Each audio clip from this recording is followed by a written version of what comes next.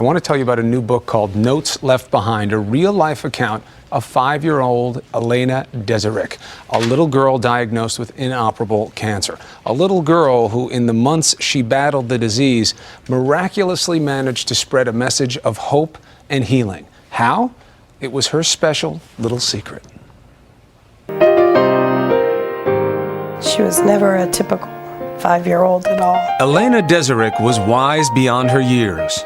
You know, in many different ways, we felt like we were the kids, and she was the parent. After being diagnosed with cancer, Elena knew that every coming day would be a gift not to be wasted. So she created a to-do list of sorts, all the things her 5-year-old mind could imagine and more. Swimming with dolphins, driving a car. When her cancer progressed and she could no longer speak, she turned to drawing and painting as her voice. She was so funny. She didn't want toys, she wanted books. And she wanted books about art. She was pretty good at it. So good, she fulfilled her lifelong dream of becoming a recognized artist when one of her drawings was hung next to her favorite painter, Pablo Picasso, at the Cincinnati Art Museum. The painting, titled "I Love You," captured her giving spirit. The picture is made for everybody else, and so she called it "I Love You," so it's called "I Love You." Very simple, but yeah, it's Elena. It was slowly becoming apparent Elena's to-do list wasn't just about her. This was how she would leave her mark on the world. For younger sister Grace, she penned the Kindergarten Survival Guide. Have a great time at kindergarten. And for Dad, the gift every father hopes for, a dance at his daughter's wedding. It wasn't actually her wedding, but close enough. We had our dance, and that'll always be the last and probably the best memory I ever had with her. Is being able to have that dance. And we lost her 2 days later.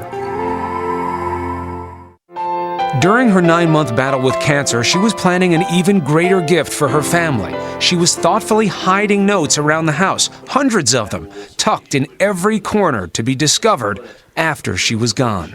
We were moving some books around one day, and in between some of the books, a note fell out. Found some in my jeans, in my drawer, my clothes drawer. Any scrap of paper she could find, even doodling on her mother's canceled checks. Each time I would read one of those notes, it was like a little hug from her.